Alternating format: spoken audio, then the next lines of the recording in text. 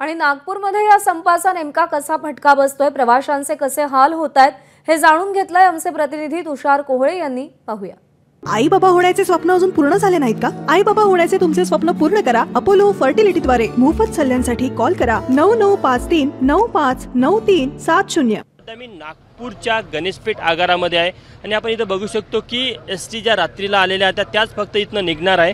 या व्यतिरिक्त इतर ज्या सर्व 1200 फेऱ्या दिवसाला या गणेशपेठ आगारातनं जातात त्या सर्व फेऱ्या इथे बंद असणार आहे. एवढ्या रास्त मागण्या असूनही 20 तारखेपासून आजची 3 तारीख आहे, अजूनपर्यंत बैठक बोलावली नाही व आमच्या मागण्यांबद्दल सकारात्मक अशी चर्चा केलेली नाही. त्याच्यामुळे रापक कर्मचाऱ्यांमध्ये असंतोष वाढलेला आहे आणि तोच असंतोष आज आपल्याला पाहायला मिळत आहे. संप याची कल्पना होती का तुम्हाला? नाही, माहीतच नव्हतं आम्हाला, काहीच माहित नाही.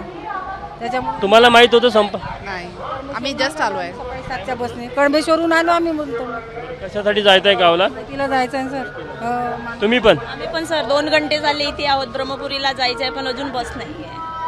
कोणाला विचारलं, वाहकांना विचारलं, काय सांगतात? ते म्हणत आहेत की काही भरोसा नाही, केव्हा सुटेल.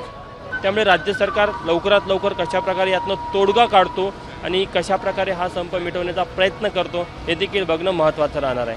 कॅमेरामॅन व्यंकटेश नायडूसह तुषार कोहळे, एबीपी माझा, नागपूर.